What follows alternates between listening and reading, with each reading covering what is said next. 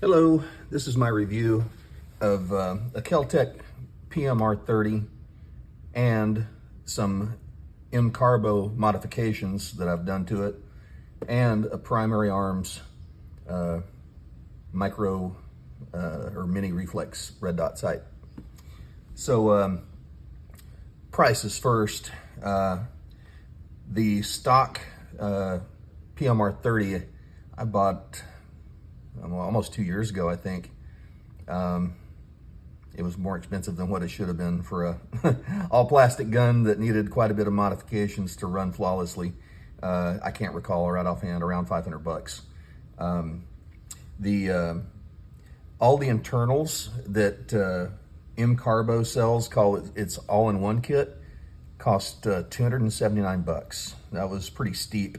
But I know I definitely wanted to replace the plastic feed ramp in this thing with the metal one that they make, and it was almost 70, so I just said, what the hell. I already had a really good experience with Carbo, and I really like their products, so I bought the whole kit, went through the whole gun. So what was that, about 500 bucks for the gun, 279 for the parts kit that's inside of here. And lastly, the brand new, I mean, they just came out, just released this within the last week or so, the Carbo Operator Mount. They had previously made a mini red dot mount for this, and apparently they hadn't fully engineered it, worked all the kinks out, because it gave a lot of people malfunctions when they mounted it. This one is their revised version 2. It took them a long time to come out with it. I have put 80 rounds through it with it mounted. I did that yesterday, and I did not have one malfunction. I was very happy with it. It's really well engineered.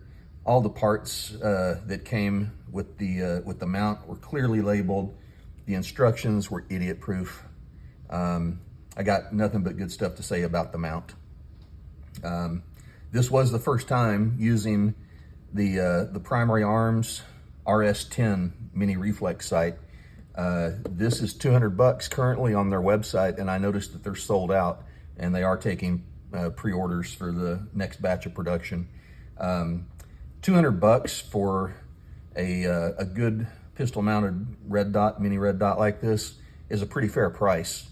The only other one I have had personal experience with is a Burris Fastfire 3 that I have mounted on a Glock, and quite honestly, I can't tell any difference between the function of either one of them. The difference is that I have noticed that I don't like about this, and the only complaint, the only consideration I have is the auto live function.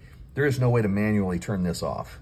I have to put the black cover on and hope that that puts it to sleep, and or if it's just sitting still for a while, it's supposed to go to sleep.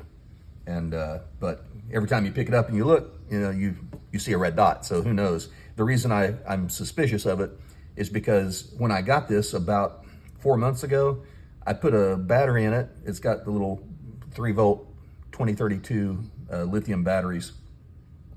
I put it in, function tested it, looked fine, put it away. 4 months later, after sitting in the dark on a shelf, the battery's dead. I tested that battery before I put it in. So I have some misgivings that it might be a battery hog. Maybe it was a fluke battery, I don't know. But otherwise, for 200 bucks, it seems like a fantastic product if it doesn't have a battery hog issue, and it probably doesn't. There's probably some kind of a fluke with mine. Primary Arms is a great company to do business with. They'll take back any other stuff, lifetime warranty, no questions asked. They'll replace it. So I have faith in the company, and it's a good site. So just in case any of you in YouTube land are worried about getting shot, let me assure you, nothing. Okay, so here's a closer look at the little rubber boot that comes with the sight. I don't know, I'm probably never going to be able to line that up so you can see the dot, but I have used this in broad daylight and in shade yesterday. The dot was very crisp, and the range of adjustments very simple on the side. I really like the fact that it's got a side-mounted battery. The adjustments, I was able to sight this in at 15 yards in about 5 clicks. over a period of 5 shots, and really crisp tactile adjustments. I really liked the way it got on 0, and it held 0 for the rest of my shooting time.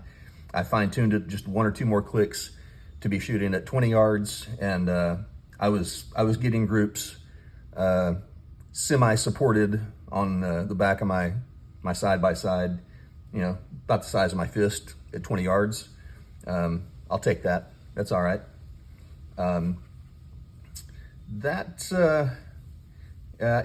Just to go back a little bit, all of the upgrades, the Carbo all-in-one kit, it included a trigger. It included that nice shiny throat that you see there, which had been a plastic piece. I don't know why Keltec put that in such a critical area. New trigger, new springs throughout. I think this was new, and the mag release had been a source of problems for a lot of shooters. Apparently the stock mag release wasn't keeping the magazine fully up in the gun well enough for reliable feeding. So the way it is now, I don't necessarily like the look of the mount. It's light. It's so light you can't hardly tell it's there. It's very shootable. I would recommend the mount for sure. I'm not sure if it will work on a stock PMR30 without doing some of the Carbo upgrades to it. If these things still go for 500 bucks, and I think they do, you're looking at you know, 750 bucks more or less to get this in a bulletproof, reliable shooting configuration where you don't have to worry about malfunctions. That's too much for a play gun. I mean, I've always liked the 22 Magnum. I don't know why, but yeah, you've got a 5-inch barrel or so. You're losing half the power of that round out in a big fireball. They're kind of fun to shoot. Anyway, so that's so when I ordered the operator mount, they gave you an option to add a holster. So this holster was 50 bucks, and I got it, obviously, and it works. I have not adjusted any. I think the way it is, it's fine. I mean, the belt keeper notches on the inside there are pretty aggressive. It's not gonna come off your belt if you got it hooked on there well.